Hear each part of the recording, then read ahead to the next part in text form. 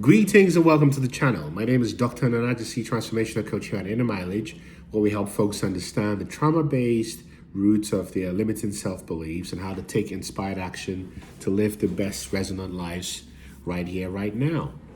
So today we're going to talk about the Buddhist key to identity and freedom after narcissistic abuse. There's this concept of Anatta, which means no permanent self. And I'm just using this lens to make this point. Because what if I told you that the you who was abused no longer exists? Where is that you? And what if I also told you that the greatest illusion holding your pain in place is also you? It's not a riddle, it's not a Buddhist koan. It is the spiritual science of Anatta, the Buddhist doctrine of no permanent self. And when understood deeply, it becomes the master key to escaping narcissistic abuse. And today, I will show you how this ancient truth collapses false identity, breaks trauma cycles, and rebuilds your consciousness not as a survivor, but as a sovereign being. And I only use Anatta through Buddhism to make a scientific point, not a religious point. So let me go into details. What exactly is Anatta? A-N-A-T-T, Anatta. It is in the root language called Pali, which is a language in which the Buddha communicated when they were alive. And it means that there is no permanent self. In other words, consider this. If you were born in, let's say you were born in Washington, D.C., but you happen to be born in Ulaanbaatar, would you be the same person? If you were born in Canberra, Australia, but let's say for the case of argument, instead of being born in Canberra, you were born in Beijing, would you be the same person? Would you be the same person if you were born in Sao Paulo? Would you be the same person if you were born in Auckland? Would you be the same person if you were born in Windhoek, Namibia? Would you be the same person if you were born in Arusha, Tanzania? You see, so this is not about nihilism. It's about freedom from fixation. It asserts that there is no unchanging permanent self behind our thoughts, actions, or history.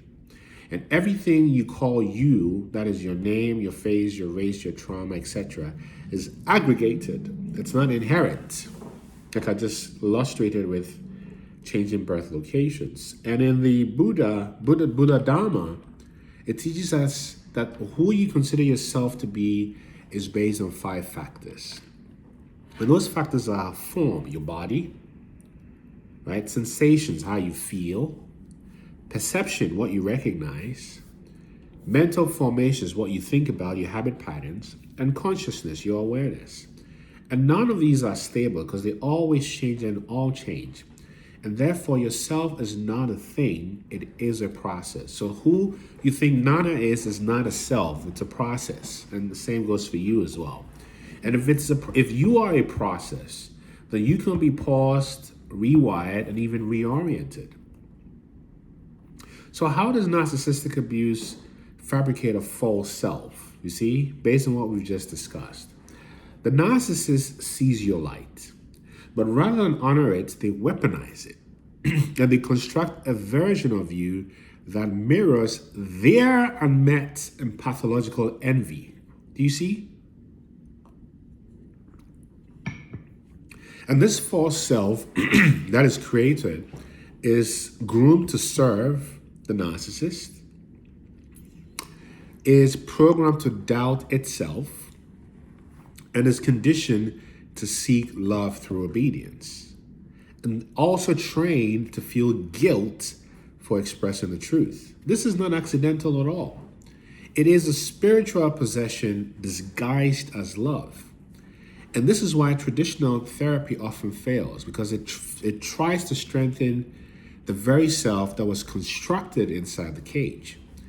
Whereas this concept of Anatta, no permanent self, states that the cage is an illusion. Walk through it. So what's the evidence of this? I like to give evidence, and here we will borrow from neuroscience, right? So let's look at the brain. In the brain, there is what's called the default mode network, which governs the story you tell about who you are. And in people with post-traumatic stress disorder, for example, the default mode network, or the DMN, becomes rigid and hyperactive, replaying trauma loops shame-based narratives, and fear-based predictions, right? But in long-term meditators, for example, or those who are practicing mindfulness or vipassana or yoga nidra and so forth, the default mode network deactivates. This mirrors the experience of anatta, no permanent self, which is the loss of egoic narrative and the emergence of pure witnessing. So, for example, the University of Zurich, as well as Harvard University, have done studies that show that decreased DMN, or default mode network activity, equals decreased depression, anxiety, and identity rumination, and increases compassion, presence, and flexibility. What's the translation? Meditation literally rewires your brain away from self toward freedom. You see the whole game? So let's talk about the truth trap where we look at the subjective and the objective perspective of reality. So in subjective truth, you were gaslit for sure. You were abused, absolutely. And your nervous system still remembers, no doubt. No doubt about that. Conversely, objective truth recognizes that your memories are valid, but they are not universal. Had you been born in another region, like I just shared, or another body, or another karma, you would have different memories and different truths. What does this prove? That your reality is contextual, not absolute. In other words, your reality as you know it is based on specific causes and conditions, which are different and varied for everyone. Similar, but different and varied. And that you is a variable, not a constant. Remember, you are a set of processes, not a fixed identity. Therefore, proving that you can evolve. And in sociology, this is called constructivism, right? And in Theravadan Buddha, it's called the Paticca Samuppada. Paticca Samuppada means dependent origination in the language of the Buddha. And in spiritual alchemy, you may call it the illusion of form. Whatever name you want to allude to it, the core principle is your experience was real, but it was never final, and it was never your essence, if you can agree with that. So when we go into this, you realize that subjectivity is about destroying the ego, and objectivity is about being beyond the ego. So in the Kabbalah, the ego is called the klipot, the shells that cover the soul. And in Tantra, the ego is known as ahamkara, or the eye maker that binds you to duality, which is separation. And in Narcissism, this is referred to as the archons. You've heard the archons as false god structures embedded in your psyche. Anatta dissolves all of these illusions powerfully. And from the lens of ancient wisdom, you realize that the ego is the veil, the soul is the light, and the abuse is the friction that forces awakening. So narcissistic abuse is not random. It is the soul's crisis point, the cosmic initiation, the moment when the false self must die. And its place? Silence, spaciousness, and freedom, you see. So there are certainly ways to practice this, and if it can be of help to you, type transform in the comment section, and I'll just skim through them very quickly. The practice of mindful detachment, which leads you to becoming the observer, which interrupts your trauma loops, realizing the breath is the portal, and as the breath is the portal, you become the witness, which is eternal. So your identity is about realizing your identity needs to be transcended from its current form. You don't need to rebuild your old identity, no. You need to realize that it was never you. And the most sacred truth is you are not the name they gave you. You are not the role they abused.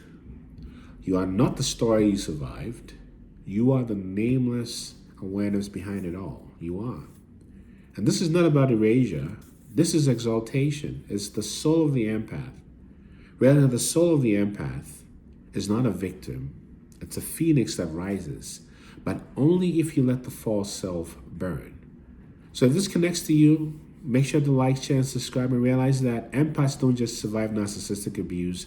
Empaths awaken, alchemize, and resurrect. And if you're ready to go beyond this identity, then welcome to Inner Mileage. Send me a note to type transform and realize there's absolutely no one like you. Keep on ascending. Peace.